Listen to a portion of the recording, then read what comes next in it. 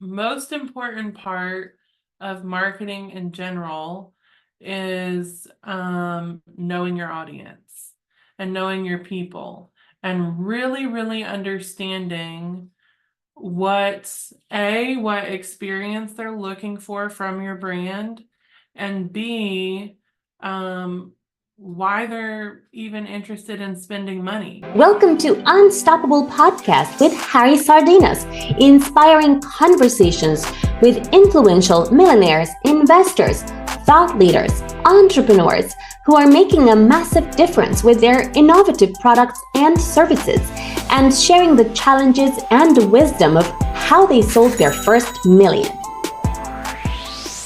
Hello, good morning, good afternoon, good evening, wherever you are in the world. And today we're gonna share something amazing with you. We have our special guest, Victory. You join us from United States, yeah. And we will continue with this series of podcasts, how entrepreneurs made the first million, the good, the bad, and the funny of that process. And Victory, before we start, can you please introduce yourself, say your background, what you do? Yeah, so my name is Victory Harbin, and I'm the owner of a marketing agency here in the United States.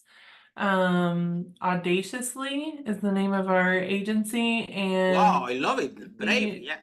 yeah, it's actually brand new. We just rebranded, so Wow, um, yeah, we're excited to have a new name and I a like new, the new name. I love it. yeah. And we work with um, people who provide services to their customers, and we help them tell their story, whether that's through a website that needs content or social media, all sorts of different things. So, Okay, in your opinion, Victory, right? Let's talk today about the power of storytelling yeah, and how people, the companies out there can bring a very strong brand and have a loyalty, right? A custom-based loyalty just by to to sharing their story and continuously enhancing the brand, right?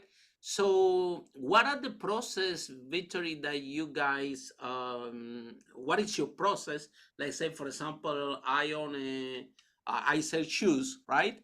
okay, And I go to you guys and I said, you know what? I want to sell my shoes more expensive, right? Because at the end of the day, everything is about branding, right? If you are able to communicate this story properly, you will be able not only to sell more shoes but also to sell it more expensive. I think my girlfriend was telling me that there is one brand of bags, Hermet, I think, yeah, yeah, that costs Hermes.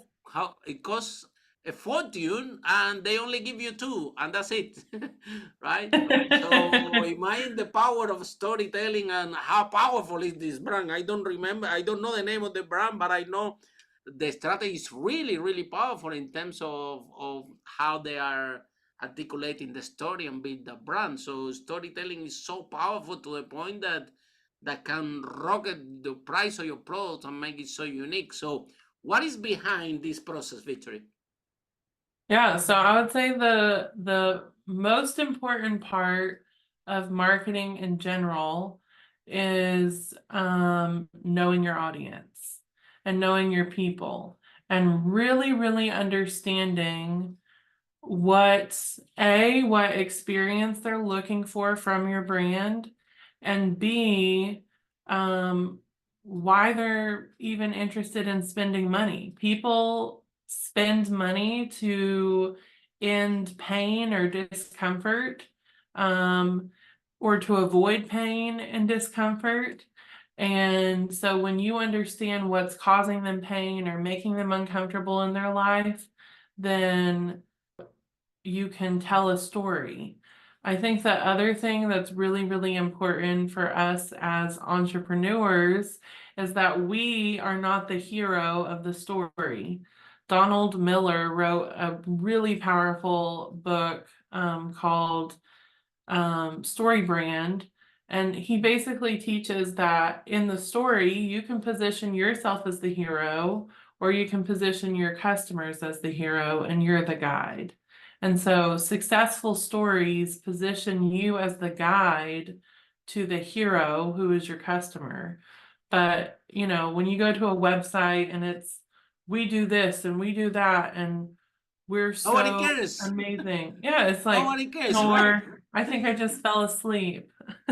So, Yes, I agree 100%. Like, and the copywriting of the website, of your social media, your content out there, is key in how we articulate that story. And I don't think that people are really aware, right? People, uh, they what we see all over and over and over is that somebody wants to do a website, and what they call you say, oh, I have someone that do the website for 2,000, I have someone to do the website for 10,000, I'm looking for someone for 1,000, and everybody looking to get a cheap website. And they don't understand that the it's not about the price, it's about how their story could be written and will be told in that website, which is something very uh, complex to do, in my opinion. That's why it's expensive. That's why it couldn't be cheap. Because if yeah. it's cheap, then you're writing, we do this, we do that, and there is no story, there is no client engagement there. So let's talk a little bit more about storytelling, because let's face it, if you are selling a product, right? A big part of having or telling your story, why you're different, and that experience that you bring to a marketplace can actually give you a lot of followers, and then you have a huge avenue there to make more money, because you can have the product direct to consumer, so you don't need to go to the retail, right? So how Mhm. important is the brands, the people selling products out there, be aware that if they have a strong social media presence and they can articulate and they have a plan to refine their story, and to keep and to build that community, that they are loyal to the product and to the service, you have client for life, and you don't even Yeah. have to rely on the wholesale, that it depends so many factors, like chef space, or somebody's come with another product and they remove yours, X, Y, and Z. So how important is for entrepreneurs to look at seriously what is the direct to consumer strategy, and what are the most important things that they should be looking at when they design this direct to consumer strategy in social media? Yeah. So again, if you pay attention to your customers and what they want and what they need and the experience they're looking for, then your content really creates itself, because you are just responding to what your people are telling you, right? So, um, having a strategy in what you do is super, super important. I always tell people, like, you can throw spaghetti up against the wall and see what sticks, or you can have a game plan. And when you do something, it's going to work because you've done the research and you've tested and um, what lands right with your customers. And that's definitely what you want to do on social media. You want to have a plan. Um, but we were talking before the show about how they just lose, like, I just totally lost my train of The thought. story, yeah, that they lose the main point of the stories, and they are all over the place. And what that do is that they dissolve the brand, right? Which is very challenging. I think that obviously you guys are doing, you are expert on this, so it sounds very easy to you. Like you said, oh, you just listen what they say and the story tell by itself. Yeah, but it's extremely complex thing, especially when you have to keep this message consistent for all your social media posts for the whole year, for the next 10 years, right? So how we can create the variation of the story, or how can we keep the story in a 360 solution or environment that actually, because it's a big thing, right? That we find out there in businesses, that without knowing, right? You put the post on social media, and rather than you reinforcing your brand, you are dissolving your brand, because you put a post and you taking your clients, your customer to a different route, and now you think that's funny, you think that they're gonna love it, but from the branding point of view, you're taking them in a different direction. And we always said in business, if you confuse them, you lose them, right? Yep. Yeah. So I would say that one of the most important things on social media to understand is that typically a post only gets seen by 4 to 6% of your followers. And so you have to be very repetitive because of the algorithm in order to reach your audience. So like I used to have a client and she would say like, "Oh, don't you think our logo on everything is boring? Like, they get tired of seeing it." I'm like, "No, that's how we build brand awareness. That's how we build familiarity and trust and professionalism and authority with our audience." So being The whole point is that repetitive. they see you all the time, right? Yeah, you want them to see the same logo and hear the same message. And from a branding perspective, when you have your key messages figured out, you're just kind of repeating the same thing. It's like Harry, you listen to his content, and when you hear his voice, you recognize him. He's a person with a personality, and he may talk about different things, but the way he talks about it, regardless of what the topic, he's probably using the same vocabulary. He describes things the same way, his mannerisms are the same. And if he suddenly showed up with an Irish accent, we would all be like, "What happened to Harry?"